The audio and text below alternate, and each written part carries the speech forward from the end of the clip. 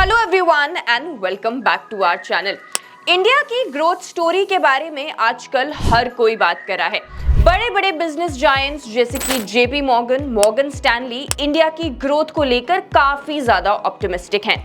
लेकिन मैं आपको बता दूं कि इंडिया की इस ग्रोथ स्टोरी के अंदर पावर सेक्टर का एक बहुत बड़ा रोल होने वाला है। इंडिया के अंदर घर घर में इलेक्ट्रिसिटी पहुंचाना भी इंडिया की ग्रोथ स्टोरी का ही एक हिस्सा है और इसमें पावर सेक्टर अनडाउटेडली लीड लेने वाला है। Now if you don't believe me then let's discuss some of the stats related to the power sector. तो एज ऑफ मई 2023 की बात करी जाए तो इंडिया के पावर सेक्टर की जो इंस्टॉल बेस कैपेसिटी है दैट इज 418 gigawatts.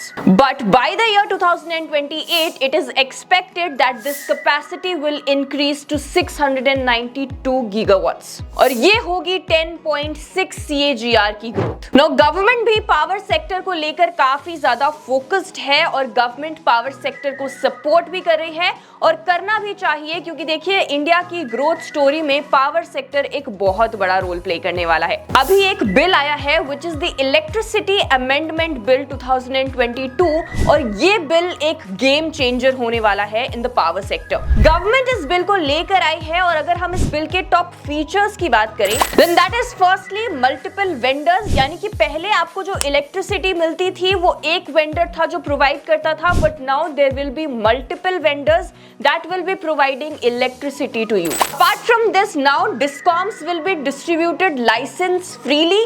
पहले क्या होता था, काफी ज्यादा रिस्ट्रिक्शंस थे लाइसेंस लेने पर, लेकिन अब लाइसेंस को फ्रीली डिस्ट्रीब्यूट किया जाएगा। So government is very much focused on the privatisation of the power sector. Now I know कि काफी सारे लोगों को इससे दिक्कत हो सकती है, क्योंकि लोगों का मानना है कि गवर्नमेंट को शायद प्राइवेट सेक्टर को प्राइवेटाइज नहीं करना चाहिए। लेकिन एक बात आप जान लीजिए कि अगर आपको प्राइवेट सेक्टर के अंदर मेजर चेंजेस देखने हैं तो प्राइवेटाइजेशन तो उसके लिए चाहिए ही होगा। Another feature of this bill is that the tariffs can be restructured. Tariffs जो आप अभी देते हैं उन्हें restructure किया जा सकता है। इस बिल के अंदर ज्यादा रेगुलेटरी बॉडीज को लाने की भी बात करी गई है, क्योंकि देखिए काफी बार ऐसा होता है डिस्कॉम की अगर हम बात करें तो मेजरली जो डिस्कॉम्स हैं ये इसलिए लॉस में रहती हैं क्योंकि रेगुलेटरी बॉडीज अच्छे से काम नहीं करती हैं, जिसकी वजह से बिजली की बहुत ज्यादा चोरी होती है और उसकी वजह से डिस्कॉम जो कंपनीज हैं इनको बहुत ज्यादा नुकसान होता है and that is why they can never become profitable. लेकिन अब इस बिल के बाद रेगुलेटरी बॉडीज पर स्पेशली फोकस किया जाएगा एंड ये मेक श्योर किया जाएगा कि ये रेगुलेटरी बॉडीज अच्छे से काम करें और बिजली की जो चोरी होती है इंडिया के अंदर उसे काफी हद तक कम किया जा सके। और इसलिए इस बिल के अंदर काफी सारी पेनल्टीज को भी इंट्रोड्यूस किया गया है। It will be made sure कि ये पेनल्टीज इंपोज करी जाए ऑन पीपल जो बिजली की चोरी करते हैं। नाउ एज एन इन्वेस्टर ये आपके लिए एक बहुत बड़ी अपॉर्चुनिटी हो सकती है because the power sector can be your focus. और अगर आप पावर सेक्टर में आज इन्वेस्ट करते हो then that is pretty much evident कि आपको आगे चल के काफी अच्छे रिटर्न्स मिल सकते हैं। चलिए अब बात करते हैं कि इस पावर सेक्टर की ग्रोथ से ऐसी कौन सी दो कंपनीज हैं जो सबसे ज्यादा बेनिफिट करने वाली हैं। तो ये दो कंपनीज है, पहली टाटा पावर और दूसरी अडानी पावर। ये दोनों पावर सेक्टर के अंदर सबसे बड़ी कंपनीज हैं, ये पावर जनरेशन में काम करती हैं। अगर हम बात करें टाटा पावर की तो ये generation of power, transmission of power और डिस्ट्रीब्यूशन ऑफ पावर इन तीनों में काम करती है। और अडानी पावर की अगर हम बात करें then it is mainly focused on the thermal power. Now since ये पावर सेक्टर के सबसे बड़े जायंट हैं तो आज हम इन दोनों के बीच में एक डिटेल्ड कंपैरिजन करने वाले हैं ताकि आपको समझ में आ जाए कि अगर आप पावर स्टॉक्स के अंदर इन्वेस्ट करना चाहते हैं तो अगर आप इन दो कंपनीज में इन्वेस्ट करते हैं तो इन दोनों में से कौन सी ऐसी कंपनी है जो आपको सबसे बेहतरीन रिटर्न्स दे सकती है और कौन सी कंपनी फंडामेंटली काफी ज्यादा स्ट्रांग है। सो पॉइंट वाइज हम एक डिटेल कंपैरिजन करेंगे in between these two companies. लेकिन उससे पहले अगर आपने अभी तक हमारे चैनल को सब्सक्राइब नहीं किया है तो प्लीज हमारे चैनल को जल्दी से सब्सक्राइब कर लीजिए, बेल आइकन को भी प्रेस कर दीजिएगा ताकि ऐसी और वीडियोस को आप बिल्कुल भी मिस ना करें।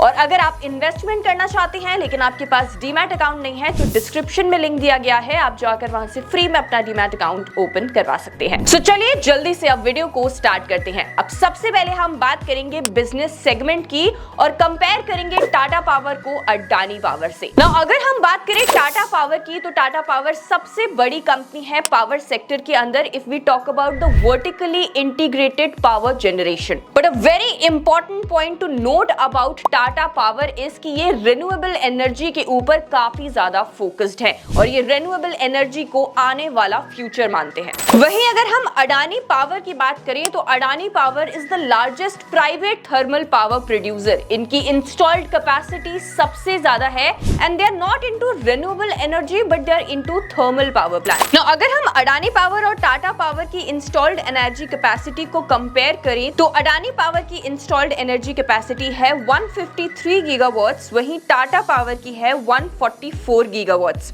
लेकिन यहीं पे अगर हम रिन्यूएबल एनर्जी पोर्टफोलियो को देखें तो अडानी पावर का सिर्फ 40 का है और टाटा पावर का है 7800 का, which is a huge difference. And the data I just told you is as of 12 December 2023। Now आप ये मत समझना कि क्योंकि अडानी पावर रिन्यूएबल एनर्जी पर फोकस्ड नहीं है तो वो एक अच्छी कंपनी नहीं है टू इन्वेस्ट, क्योंकि कंपनी किस डायरेक्शन में ग्रो करना चाहती है ये डिफर कर सकता है। जहां पे अडानी पावर अभी थर्मल पावर पर ज्यादा फोकस्ड है और उस डायरेक्शन में ग्रो करना चाहते हैं, वहीं अगर हम टाटा पावर की बात करें तो टाटा पावर ये मानते हैं कि आने वाला फ्यूचर रिन्यूएबल एनर्जी का है और इसलिए वो ज्यादा फोकस रिन्यूएबल एनर्जी पर रखना चाहते हैं। चलिए अब बात करते हैं रेवेन्यू बाइफर्केशन की कि किस कंपनी का रेवेन्यू कहां से सबसे ज्यादा आता है। तो अगर हम टाटा पावर की बात करें तो टाटा पावर का 32% रेवेन्यू आता है from thermal, hydro and coal, वहीं 14% रेवेन्यू आता है from renewables. 54% revenue Tata power का आता है from transmission and distribution of power. यहीं पे अगर हम अडानी पावर की बात करें तो अडानी पावर का सिंगल सोर्स ऑफ रेवेन्यू है, यानी कि 100% रेवेन्यू इनका यहीं से आता है, that is thermal power plants. अब कैपेसिटी यूटिलाइजेशन ये बताता है कि देखिए पावर प्लांट्स तो हर एक कंपनी खोलती है, हर एक कंपनी बनाती है, लेकिन उसके अंदर कितना पावर यूटिलाइजेशन हो रहा है ये ज्यादा इंपॉर्टेंट होता है एनालाइज करना। तो चलिए देखते हैं कि कितनी कैपेसिटी यूटिलाइजेशन ये दोनों कंपनीज कर रही हैं। तो अगर हम टाटा पावर की बात करें then Tata power operates at 44% for electricity generation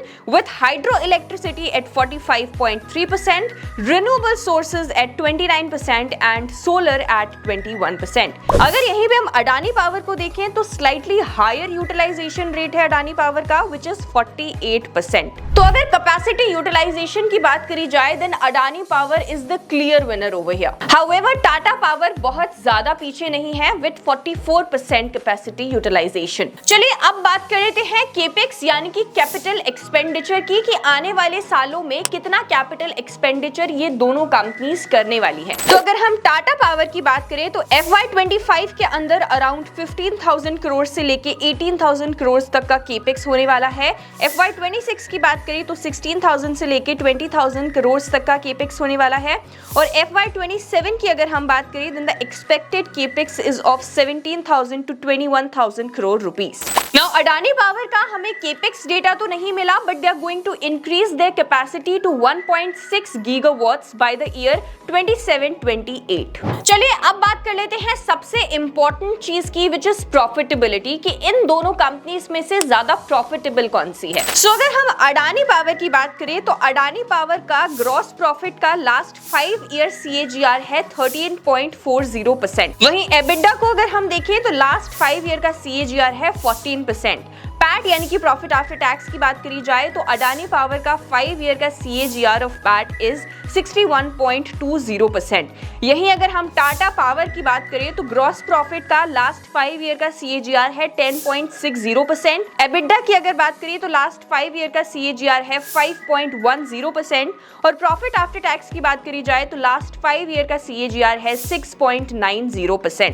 So here you can clearly see with the numbers of gross profit, EBITDA and PAT that Adani Power is a clear winner. तो देखिए, प्रॉफिटेबिलिटी के अंदर Adani power को Tata power beat नहीं कर पाई है, हमें simply ये चीज पता चल गई with the data. Now let's move कि ये जो पावर जनरेशन कॉस्ट आती है इन दोनों कंपनीज की, कितना परसेंटेज है ये of the net sales. So अगर अडानी पावर की power distribution and generation cost percentage of net sales को अगर हम देखें तो it is 67.60% as of March 23, और अगर टाटा पावर की power distribution and generation cost percentage of net sales को हम देखें as of March 23, then that is 68.9%। So यहाँ पे भी क्लियरली अडानी पावर का जो कॉस्ट है ये कम है, टाटा पावर से बहुत ज्यादा कम नहीं है, but yes it is lower. चलिए अब बात कर लेते हैं डिविडेंड्स की। तो अगर डिविडेंड्स की बात करी जाए, ऑल्दो डिविडेंड्स को एनालाइज करना इतना बहुत इंपॉर्टेंट नहीं है, लेकिन फिर भी अडानी पावर ने अभी तक कोई डिविडेंड डिक्लेयर नहीं करा है, वहीं टाटा पावर काफी बार डिविडेंड दे चुकी है। सो डिविडेंड्स के अंदर Tata power is a clear winner. चलिए अब वैल्यूएशंस को भी देख लेते हैं कि किस वैल्यूएशन पर ये दोनों कंपनीज ट्रेड कर रही हैं। सो सबसे पहले हम बात करेंगे price to book value ratio की और प्राइस टू अर्निंग्स रेशियो की। चलिए दोनों कंपनीज का देखते हैं। तो अगर हम प्राइस टू बुक वैल्यू की बात करें तो अडानी पावर का price to book value is 6.72, वहीं टाटा पावर का इट इज 4.47।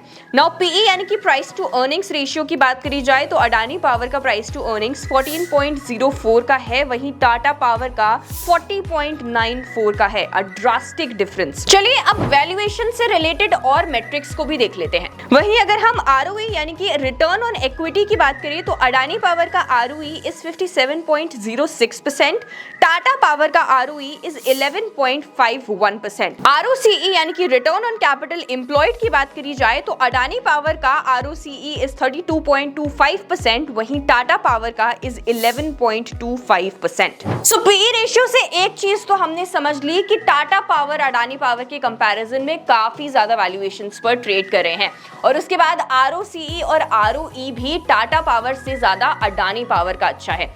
लेकिन अगर हम net cash flows from operating activities की बात करें तो यहाँ पे टाटा पावर ज्यादा बेहतरीन नजर आती है, लेकिन उसके बाद भी यहाँ पे क्लियर विनर तो अडानी पावर ही रहेगा, because they do have better financials. But remember, एक होता है क्वालिटेटिव एनालिसिस और एक होता है क्वांटिटेटिव एनालिसिस। क्वालिटेटिव एनालिसिस के अंदर हम क्वालिटी को चेक करते हैं, वहीं क्वांटिटेटिव एनालिसिस के अंदर हम नंबर्स की बात करते हैं। नाउ यहाँ पे नंबर्स के अंदर तो क्लियरली अडानी पावर विनर है, लेकिन हम इस चीज को भी इग्नोर नहीं कर सकते कि टाटा पावर फ्यूचर के बारे में सोच रहे हैं and they are very much focused on the renewable energy. So what will be your pick amongst these two companies, Tata power and Adani power? हमें कमेंट्स में जरूर बताइएगा और इस वीडियो को ज्यादा से ज्यादा शेयर करिएगा अगर आपको इंटरेस्टिंग, इन्फॉर्मेटिव और इंसाइटफुल लगी हो। चैनल को सब्सक्राइब करना बिल्कुल मत भूलिएगा। Thank you so much for watching. I will see you in the next video.